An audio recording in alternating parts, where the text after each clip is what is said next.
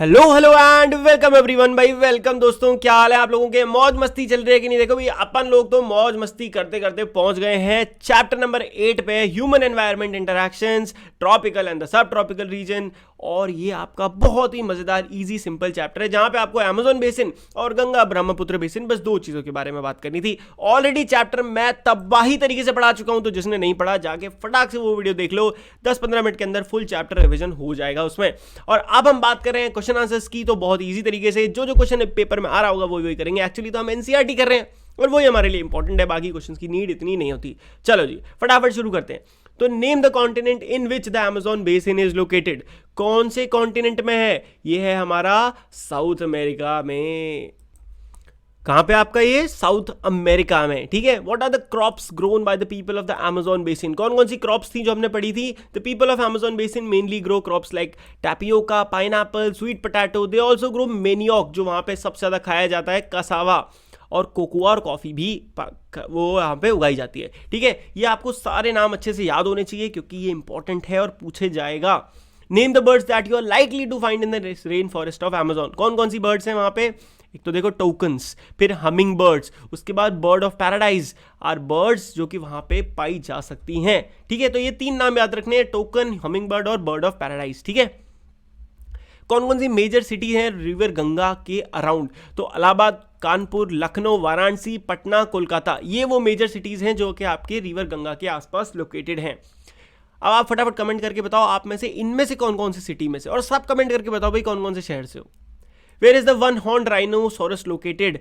आपका फाउंड कहां मिलता है? ये मिलता है हमारे देश में ब्रह्मपुत्र प्लेन में, ठीक है। चलो टिक द करेक्ट मार्क्स।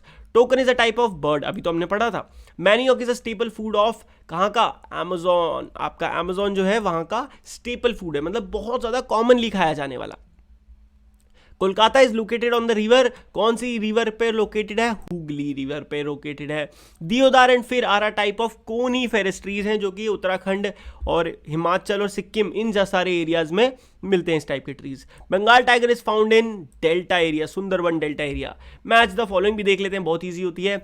तो कॉटन टेक्सटाइल कहाँ है आपका? सबसे ज्यादा वाराणसी में होता है। मेलोका आपका, एक मिनट यहाँ पे कुछ तो गड़बड़ है। मेलोका इज, हाँ बिल्कुल सही है। मेलोका कौन से घर कहलाए जाते थे? लकड़ी से बनाए जाने वाले स्लैंटिंग रूफ, मतलब इस तरीके से जिनकी छत होती थी, इस टाइप वाले जो घर होते थे ना, ये मेलोका है। पिराना आपकी फिश होती है। सिल्क वॉर्म को, मतलब सिल्क वॉर्म को पालना फिर उसको बेचना, इस पूरे सिस्टम को कहते हैं सेरिकल्चर। और काजीरंगा नेशनल पार्क असम में। ओके शाबाश। अब give reason. The rain forest are depleting. एक तो रेन फॉरेस्ट कम होते जा रहे हैं, मैंने इसका आंसर तब भी दिया था भाई। इसका एक वर्ड में आंसर है जो आपको याद रखना है, वो है बिकॉज ऑफ डेवलपमेंट। हम टेक्नोलॉजिकली इतने एडवांस होते जा रहे हैं कि हम अपनी मदर नेचर को भूलते जा रहे हैं, यही रीजन होता है। क्वेश्चन नंबर 2 है paddy is grown in the Ganga Brahmaputra plain. Paddy दबा के हो जाती है, क्यों? चलो अब आंसर देखते हैं। पहला, the rain forest are depleting इन रीजन की वजह से। पहला, the indigenous population was pushed out for the developmental activities which is leading to the destruction of the rain forest. तो वहां पे क्या होता है, जो वहां के लोकल लोग थे उन्हें उठा के कहीं और शिफ्ट कर दिया जाता है गवर्नमेंट के थ्रू, सो दैट वहां पे वो अलग अलग डेवलपमेंटल एक्टिविटीज कर पाए। तो ये डिस्ट्रक्शन में एक मेजर कॉज है। दूसरा, वहां पे दबा के डिफॉरेस्ट्रेशन होता है लकड़ी को, लकड़ी बनाने के लिए, रोड बनाने के लिए, इंडस्ट्रीज के लिए, इन सारी चीजों के लिए। For getting wood from the forest in order to increase economical profit. तो वही सारी चीजें जो मैंने आपको बताई वो यहाँ पे आपको वर्ड्स के फॉर्म में लिख देनी है, सिंपल। क्वेश्चन नंबर 2 था अपना, क्या था कि paddy is grown in the Ganga Brahmaputra plain, the availability of, why? Because of the availability of sufficient amount of water in this area. यहाँ पे बिकॉज ऑफ कट गया है, बट वो आप जरूर लिखना क्योंकि उससे आंसर बड़ा हो जाता है और टीचर को पढ़ने में अच्छा लगता है ना। तो because of the availability of sufficient amount of water, क्योंकि बहुत तेरा पानी है हमारे इस रीजन में, इसीलिए यहाँ पे पैडी उगाया जाता है। Paddy requires fertile alluvial soil and much water to grow, which is easily available in this plain. The rainfall and temperature also support the growth of paddy. अब क्योंकि सब कुछ सपोर्ट में है भाई, मौसम भी वैसा है, सॉइल भी वैसी है, बारिश भी खूब आती है, पानी भी बहुत है, तो इसीलिए वहाँ पैडी उगता है। Simple answer. अब मैप स्किल देखते हैं। On an outline map of the Indian subcontinent draw the river Ganga and Brahmaputra from the source to the mouth, also show the important tributaries. 101% आने वाला क्वेश्चन है जी, मेरे से पूछो, मैं पक्का बता रहा हूं, पक्का आ रहा है। तो ध्यान से देखते हैं कहां से शुरू हो रहा है।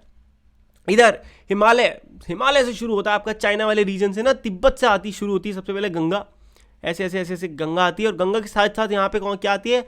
यमुना नदी आती है, ठीक है। यमुना नदी आते हुए आपकी यहाँ पे इस पॉइंट पे आके दोनों मिल जाती हैं और उसके बाद एक गंगा होके ये सीधे बे ऑफ बंगाल जाती है ना। और यहाँ से आप याद रखना इधर से ही ब्रह्मपुत्र निकलती है, ठीक है। अब कौन कौन सी नदियाँ याद रखनी है मैं बता रहा हूँ किस तरीके से।